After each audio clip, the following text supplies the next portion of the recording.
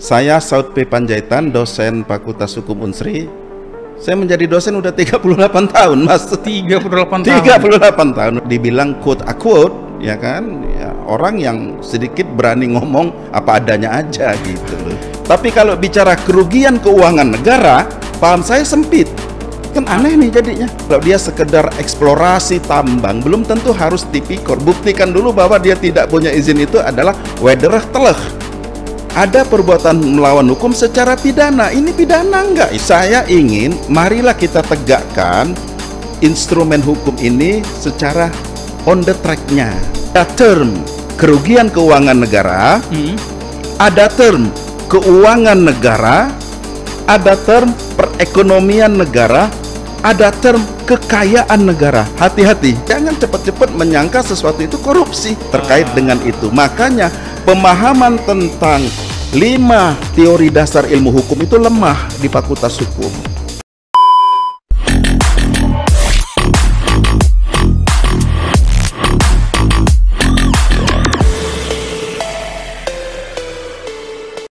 Ya, kembali lagi dalam acara kita, acara podcast FH Sriwijaya.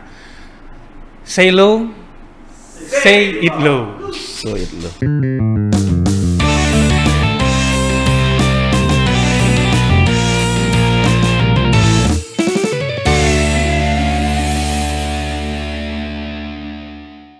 Kita akan membahas tentang keuangan negara dan kita sudah kedatangan tamu yang sangat spesial.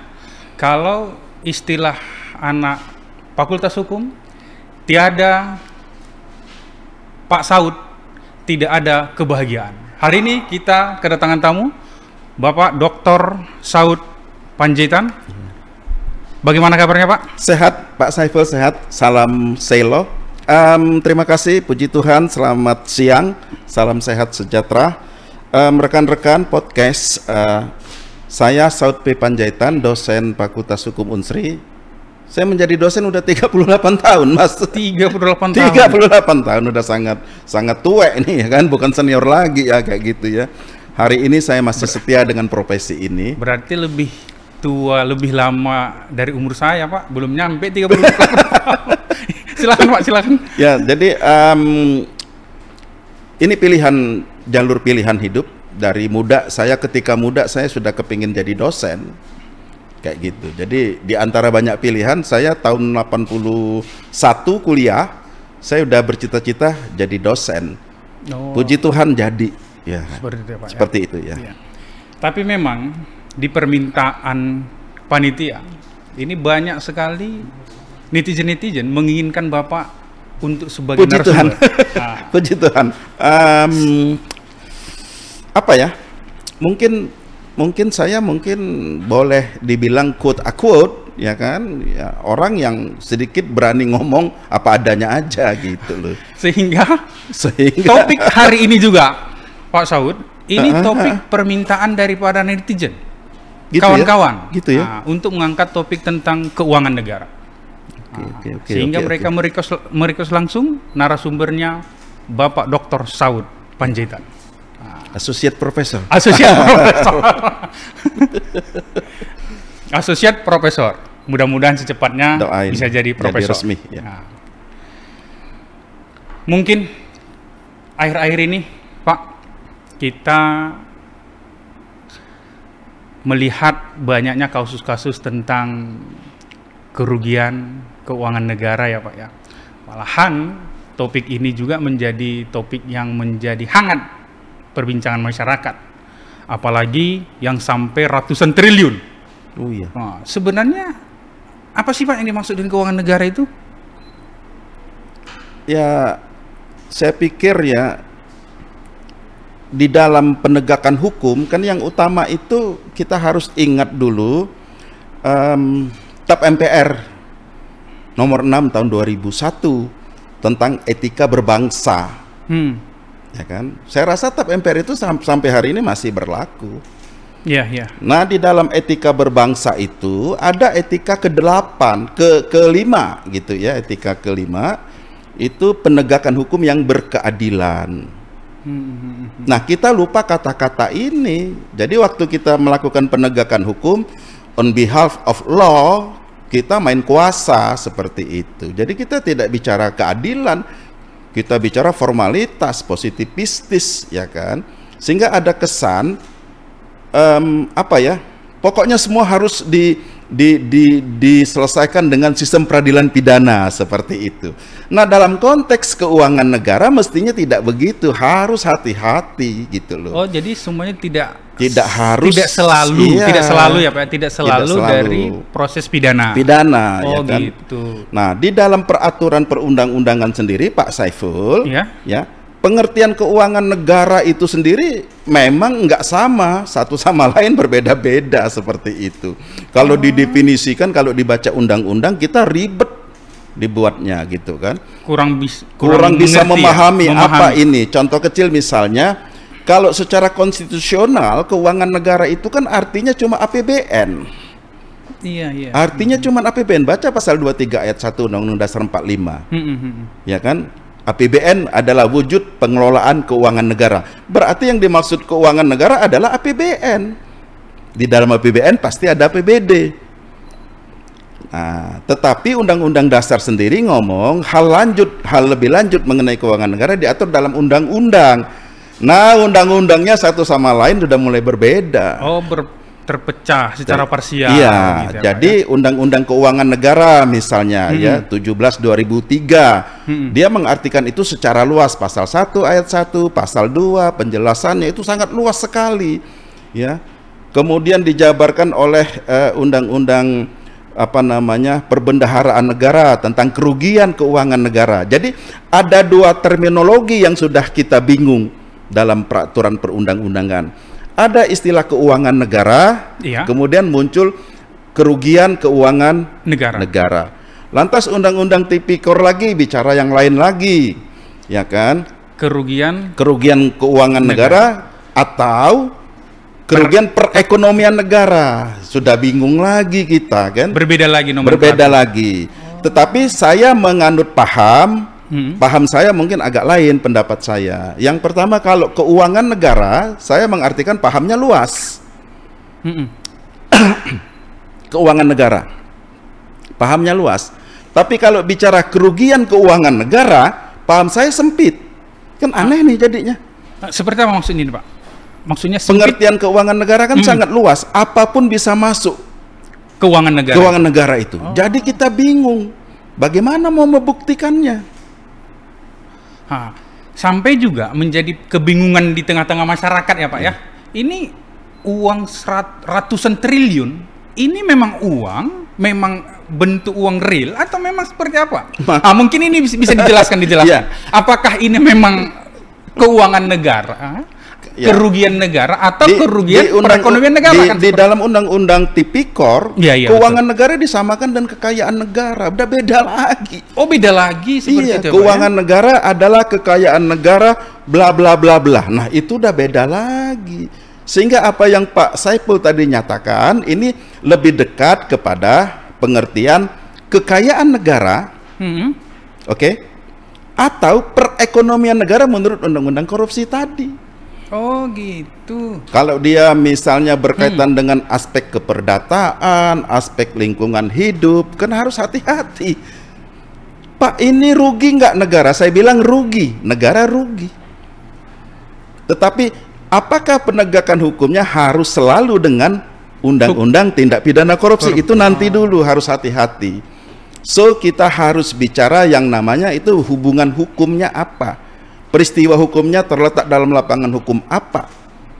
Kalau dia sekedar eksplorasi tambang, belum tentu harus tipikor. Buktikan dulu bahwa dia tidak punya izin itu adalah wederah teleh. Ada perbuatan melawan hukum secara pidana. Ini pidana enggak? Itu dulu satu kemungkinannya. Kedua, kerugiannya ini kerugian keuangan negara yang dimaksud di dalam Undang-Undang Perbendaharaan Negara atau kerugian menurut Undang-Undang Tipikor, undang-undang yang lain, misalnya Undang-Undang Lingkungan Hidup. Jadi ini pengertiannya adalah kerugian ekologis, udah beda lagi. Kenapa kita nggak pakai instrumen hukum administrasi negara, kenakan biaya pemulihan lingkungan, cukup dengan surat keputusan Menteri Lingkungan Hidup, kembalikan sekian ratus triliun. Kalau kita nggak puas mau ngurung dia, kurung lagi dengan undang-undang yang lain. Kehutanan, energi sumber daya mineral. Kenapa harus dipaksakan undang-undang tipikor? Gitu loh. Jadi menurut Bapak, kalau penegakan hukum pidana itu ultimum remedium lah ya? Ultimum remedium. Kemudian harus dibuktikan ada perbuatan melawan hukum secara pidana. Kemudian harus dibuktikan perbuatan itu menyebabkan kerugian keuangan negara. Ini yang harus jelas supaya amanat TAP MPR itu penegakan hukum yang berkeadilan terpenuhi, gitu loh. Oh gitu. Ya kan jadi kontroversial kan? Iya. Betul. Siapa lembaga yang berwenang menghitung? Rame lagi. Ada iya. BPK, ada BPKP, ada penyidik, ada hakim sendiri dalam SEMA 4 2016 boleh menetapkan kerugian. Nah, kacau negara ini kan gitu kan. Sebenarnya kalau dalam regulasinya seperti apa? Harusnya kita kembali ke hitohnya ada di konstitusi. BPK. Karena dia diberi kewenangan konstitusional. Kemudian diberikan kewenangan secara atributif dengan undang-undang BPK. Sedangkan yang lain cuman perpres, cuman SEMA. Jadi kalau aparat penegak hukum meminta auditor eksternal. Oh iya, saya sarankan BPK. Ada jurisprudensi Mahkamah Agung yang menyatakan juga audit dari lembaga lain yang waktu itu kasusnya adalah audit BPKP itu tidak boleh dianggap sebagai alat bukti penghitungan kerugian keuangan negara. Memang harus dari BPK seharusnya. Iya, apalagi kalau dari penyidik. Sering dari penyidik kerugian keuangan negaranya ditolak oleh hakim. Kayak gitu kan. Nah, jadi oleh karena itu saya ingin marilah kita tegakkan instrumen hukum ini secara on the track-nya, secara jalurnya gitu loh. Jadi sesuai dengan jalurnya supaya rasa keadilan itu ada, supaya profesional gitu ya. Saya setuju banyak sekali kita menyelamatkan uang negara, kekayaan negara dari aspek-aspek non APBN, APBD. Karena begini Pak Saiful, kalau bicara kerugian keuangan negara, maka tafsir saya sempit. Sempit seperti apa? Yang dimaksud uang negara dalam kerugian keuangan negara adalah APBN. Hanya APBN saja. Iya, supaya bisa dihitung uang negara berkurang secara nyata dan pasti, actual loss. Oh, jadi selain dari APBN itu? Kalau dia tidak APBN terlalu luas. Contoh lingkungan, contoh keperdataan, hak-hak negara yang akan timbul itu kan belum tahu kita. Makanya sampai triliun, ratusan triliun. Makanya sampai keluar angka ratusan. Belum lagi kalau kita tanya perbuatan melawan hukum pidananya yang mana? Apakah menggali di luar titik yang ditentukan dalam surat izin eksplorasi pidana? Padahal perbuatan hukum administrasi gitu loh. Menarik pembahasan ini sebenarnya Pak. Jadi kita dukung pihak-pihak aparatur penegak hukum, tetapi mungkin perlu penajaman seperti itu supaya nggak lolos. Jadi menurut Bapak undang-undang keuangan negara kita yang sekarang ini perlu direvisi lagi atau perlu diperbaharui atau bagaimana? Apakah ini sudah cukup? Kalau saya sih pemahaman kita yang nggak mau mengerti, ya. Kalau bicara keuangan negara maka prima facie hukum utamanya adalah peraturan perundang-undangan di bidang keuangan negara. Kenapa Anda bicara undang-undang pidana? Oh, jadi kita yang berpikir yang keliru, tidak fokus dalam penegakan. Iya, padahal harus bicara dengan undang-undang keuangan negara. Maka filosofi peraturan perundang-undangan keuangan negara hanya menjaga utuhnya keuangan negara. Jadi kalau dikembaliin Pak, menurut undang keuangan negara menghapuskan sifat pidana. Kenapa harus dipaksakan? Nggak ketemu lagi, gitu loh. Kemudian pelaku itu mengembalikan keuangan atau apa yang dikorupsikan dia, jadi pidana itu proses itu bisa tutup atau selesai. Apakah Pak Saud setuju wacana-wacana demikian? Jadi begini, ada putusan MK nomor 25 tahun 2016. Kita sama-sama sepakat dalam bernegara putusan MK itu final and binding. Ya kan? Nah, MK itu sudah menyatakan perasa dapat di dalam pasal 2, pasal 3 Undang-Undang Tindak Pidana Korupsi itu bertentangan dengan konstitusi, kepastian hukum. Oke? Sehingga dapat dihapuskan, kata dapat dihapuskan. Ini berakibat delik pasal 2 dan pasal 3 Undang-Undang Tindak Pidana Korupsi yang semula delik formal menjadi delik material. Sehingga merugikan keuangan negara atau perekonomian negara. Kalau kerugian negaranya sudah dikembaliin, nggak ada dong materialnya. Seharusnya selesai prosesnya. Itu, dan itu sesuai dengan Undang-Undang Keuangan Negara, Undang-Undang Perbendaharaan Negara, Undang-Undang Pemeriksaan Keuangan Negara, seperti itu. Tapi kan timbul juga pertanyaan, Pak. Sebenarnya yang ditegakkan itu akibat dari perbuatan yang dilakukan oleh mereka-mereka yang tanda kutip melakukan korupsi itu, atau memang perbuatannya sendiri, kan gitu ya? Kan kalau kita sepakat dengan pelajaran kita gitu ya, tindak pidana formal, pasti yang dilarang perbuatannya. Tindak pidana material, pasti yang dilarang akibatnya. Nah, dengan putusan MK 25 2016 dia menjadi tindak pidana material. Berarti akibatnya kalau akibatnya nggak ada, proses selesai. Jadi kalau Bapak secara pribadi setuju lah ya? Saya setuju karena instrumen hukum pidana itu tetap kita letakkan sebagai ultimum remedium.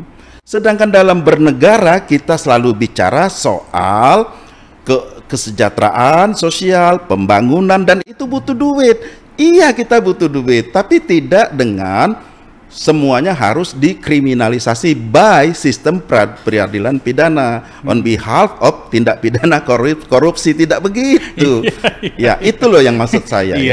Nah, sehingga di dalam undang-undang peraturan perundang-undangan bidang keuangan negara tadi yang saya sebut tadi, itu filosofinya menjaga keutuhan keuangan negara, menciptakan namanya one system legal audit ya. Jadi satu lembaga audit, itulah BPK gitu loh ya.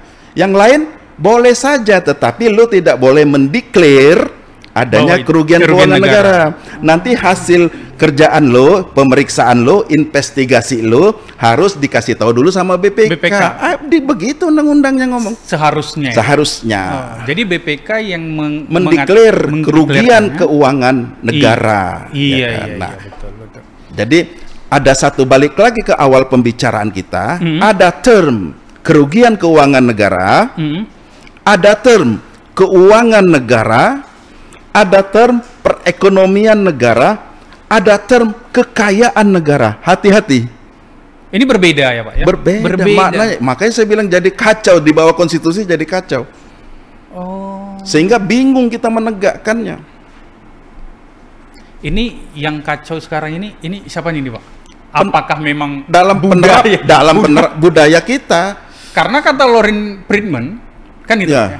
Nah, kalau lihat hukum itu bagikan sistem. Ini salahnya seperti yang Pak Saud sampaikan. Ini salahnya di mana? Apakah memang substansinya yang sudah kacau, strukturnya yang sudah kacau, atau memang budaya di masyarakatnya? Kalau saya bicara the man behind the gun, orangnya ini ya kan. Kalau kita mau sedikit tenang, mau sedikit belajar, mau sedikit menghormati hukum, mau sedikit menjunjung tinggi keadilan, pasti kita akan profesional. Seperti itu. Seperti itu. Yang mana? Jangan segalanya harus dikriminalisasi. Itu yang kesalahan kita. Jadi kita memahami hukum itu adalah balas dendam. Kalau menurut pemahaman Pak Saud, hukum itu bukan balas dendam. Bukan cuman pedoman bagaimana hidup bersama supaya damai. Bagaimana berperilaku.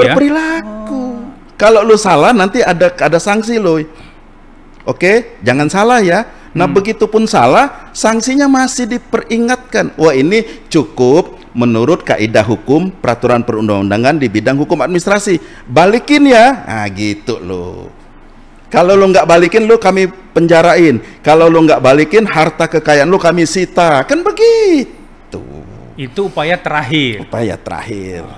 Tapi kan Pak, di tengah-tengah masyarakat, ini kan masih menimbulkan pro dan kontra di tengah-tengah masyarakat. Kan gitu ya? Betul. Karena di tengah masyarakat itu mengatakan, dia melakukan kesalahan. Saya pikir gagalnya pendidikan tinggi hukum. Kembali lagi ke manusia, sistem. Kita ngajarin hukum tuh harus menghukum. Hukum itu adalah petugas. Hukum itu adalah ancaman sanksi. Itulah kekeliruan fakultas hukum. Harusnya hukum itu adalah pedoman tentang bagaimana seharusnya manusia bersikap, tindak, berperilaku dalam bernegara, berbangsa, berpemerintahan. Sanksi itu upaya terakhir. Kenapa kita nggak mau konsisten terhadap pemahaman itu ya Pak? Iya, jangan cepat-cepat menyangka sesuatu itu korupsi. Kalaupun dia bersalah, balikin. Dia harus mengembalikan. Iya. Dikasih ruang. Iya, ternyata dibalikin. Kita masih mau dendam nih. Kalau mau dendam silakan saja. Saya nggak campur lagi. Tapi bukan dengan undang-undang tipikor, undang-undang yang lain yang terkait dengan itu. Makanya pemahaman tentang 5 teori dasar ilmu hukum itu lemah di fakultas hukum. Ilmu tentang pengertian, begriffen Wissenschaft, sangat lemah. Subjeknya siapa? Hak dan kewajibannya apa? Hubungan-hubungan hukum apa yang ada? Peristiwa hukum apa ini? Perdata, pidana, administrasi, ekonomi, ekologis. Begitu dong harusnya berpikirnya. Objeknya apa? Uang negara ini apa? Kekayaan negara kah? Kekayaan negara kah? Iya. Begitu dia terlalu luas, maka kalau diancam dengan tindak pidana korupsi akan sulit. Kesannya kita sewenang-wenang, kita kriminalisasi. Padahal instrumen hukum lain ada yang bisa menjerat. Yang bisa menjerat dan negara diuntungkan, duitnya balik. Duitnya menjadi utuh. Iya, betul. Peraturan perundang-undangan keuangan negara lebih mengutamakan, tadi saya bilang, utuhnya uang negara, kemudian orang-orang yang menyalahgunakan kewenangan segala macam cukup diberi sanksi administrasi. Kalau saya pecat. Diberhentikan saja? Berhentikan dong, supaya yang lain lebih bagus. Ada efek jera ya Pak? Iya, kenapa harus dikurung? Dikurung, mengeluarkan keuangan negara lagi. Nah, biaya lagi. Kan kita kan sistem narapidana kan, undang-undang sistem pemasarakatan kan. Nah, itu Pak Saiful. Jadi saya pikir saya belajar dari lihat kenyataan praktek penegakan hukum. Pemahaman bahwa ultimum remedium itu tidak, penegakan hukum itu tidak selalu hukum pidana. Ya. Nah, kan gitu ya Pak. Tetapi kan implementasinya kan tetap ke penegak hukum juga. Iya, makanya kan orang-orang yang sekolah di fakultas hukum kan pada suatu ketika dia harus bekerja kan, ya kan. Nah ini orang-orang yang pemahamannya tadi kalau di fakultas hukumnya dia sanksi, dia ancaman. Tapi begini juga Pak Saul. Tidak bisa kita salahkan juga 100% itu dunia pendidikan. Mungkin dunia pendidikan sudah memberikan edukasi, kan? Sudah memberikan pemahaman bahwa penegakan hukum pidana itu ultimum remedium. Hanya saja kan tuntutan budaya masyarakat yang harus diminta pertanggungjawaban itu adalah perbuatannya, bukan akibatnya, sehingga mengakibatkan aparat penegak hukum itu meminta pertanggungjawaban badannya, bukan akibat. That's all what we call with integrity. Ya. Itulah integritas. Lu punya integritas enggak? Lu pangkat tinggi, lu gelarnya seabrek-abrek, kalau enggak integritas ya rusak. Enggak ada gunanya gitu Pak. Itu loh maksud saya. Nah itu kan di pendidikan tinggi diajarin. Kita karena formalitas, yang penting sekian tahun lu lulus, IPK lu paling gede, lulus dengan pujian, itu aja yang produknya. Tapi diajarin nggak integritas? PT perguruan tinggi nggak sempat ngajarin itu. Kita mau bicara soft skill. Ada lulusan kita yang soft skillnya baik, dia punya empati, dia punya simpati, dia punya kasih sayang sesama manusia, dia mengutamakan orang yang harus dihormati. Ada nggak? Seharusnya ada. Nah, Kenapa? Satu dan lain hal, di dalam budaya, kalau kita bicara treatment tadi, di dalam budaya legal culture, kita ini kan masyarakat paternalistik. Harusnya gampang Menerapkan itu. menerapkannya. Kenapa? Contoh keteladanan dari pemimpin. Berarti harus pemimpin yang memberikan Iya, contoh. sekarang ya. pemimpin ada nggak yang mikir, saya ini pelayan publik dalam konsep hukum administrasi negara? Belum. Berpikirnya saya penguasa. Ik heb been Amdragers, orang Belanda bilang.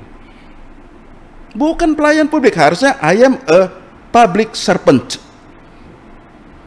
Sehingga seolah-olah pimpinan jabatan punya dia. Iya. Sehingga secara tidak langsung Iya. mengakibatkan Iya, pemahaman budaya di ya, tengah-tengah masyarakat. Dan itu akhirnya agak kurang produktif bila dilihat dari prinsip equality dalam hukum. Kesetaraan. Coba saya jadi aparatur penegak hukum, saya hormati hak orang.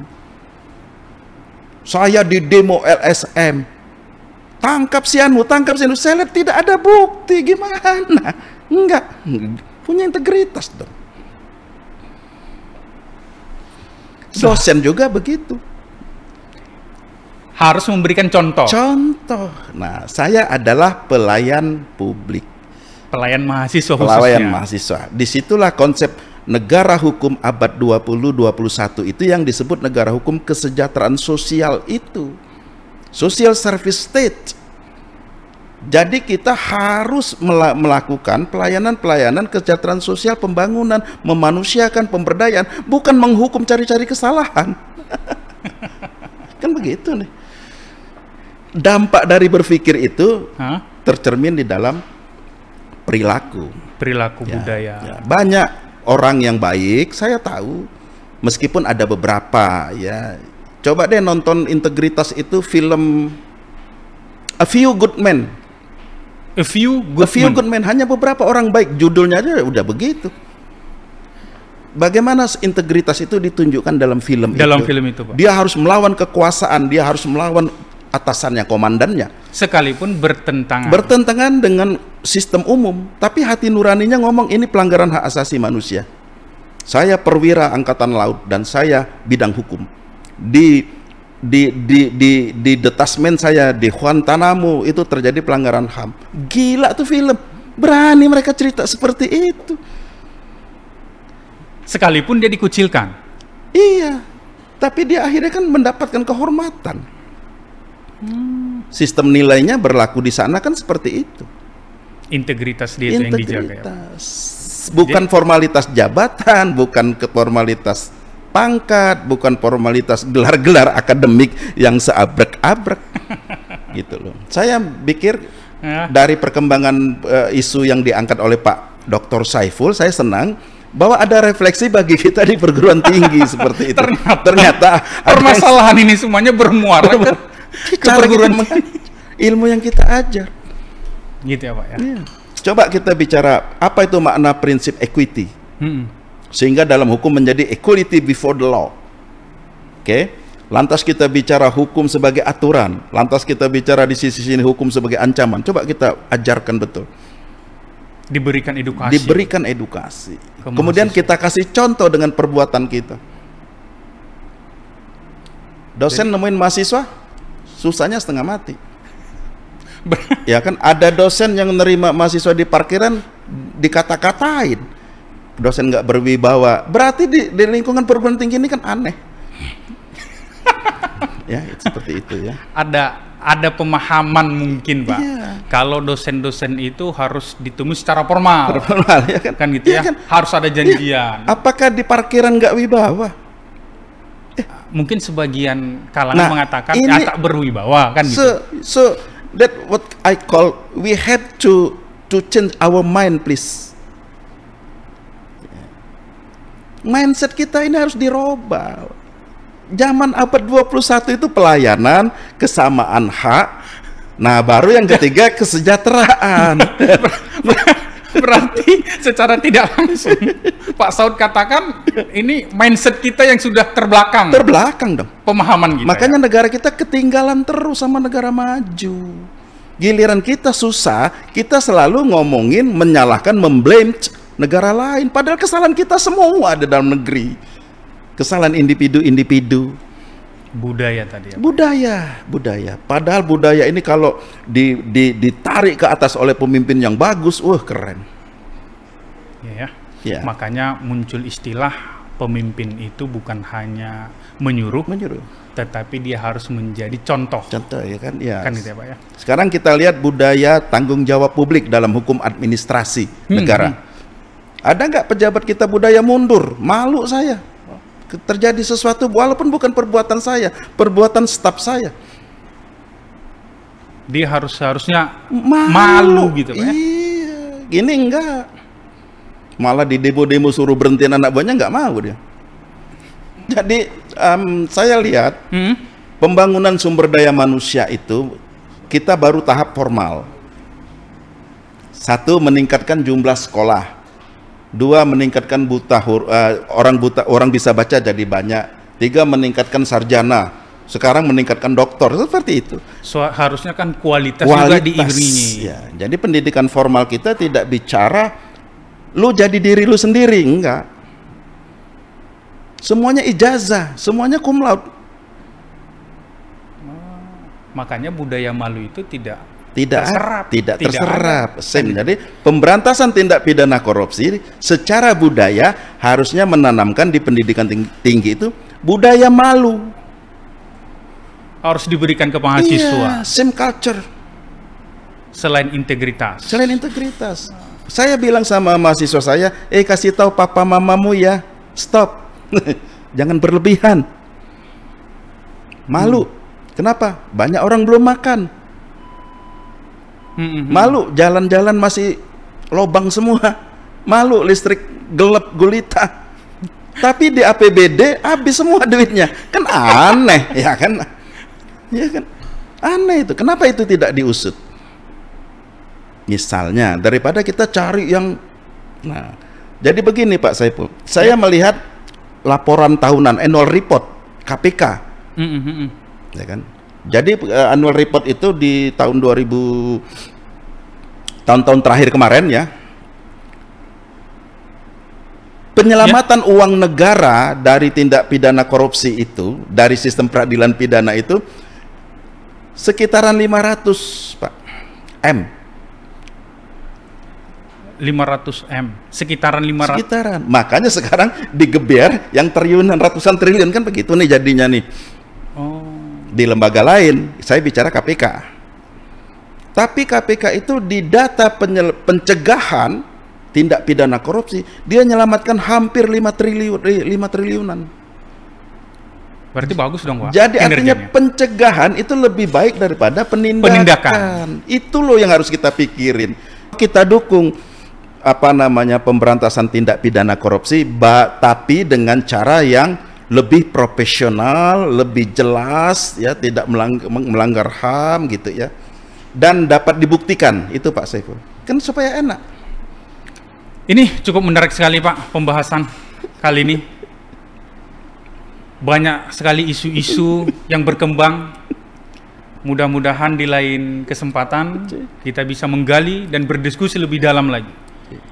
Dan mungkin diskusi kita tutup sampai sini, kita cukupkan, dan kita akan membahas lebih detail lagi terkait dengan kerugian keuangan negara ini. Jika mungkin Pak, kata-kata penutup untuk pemirsa kita, silakan.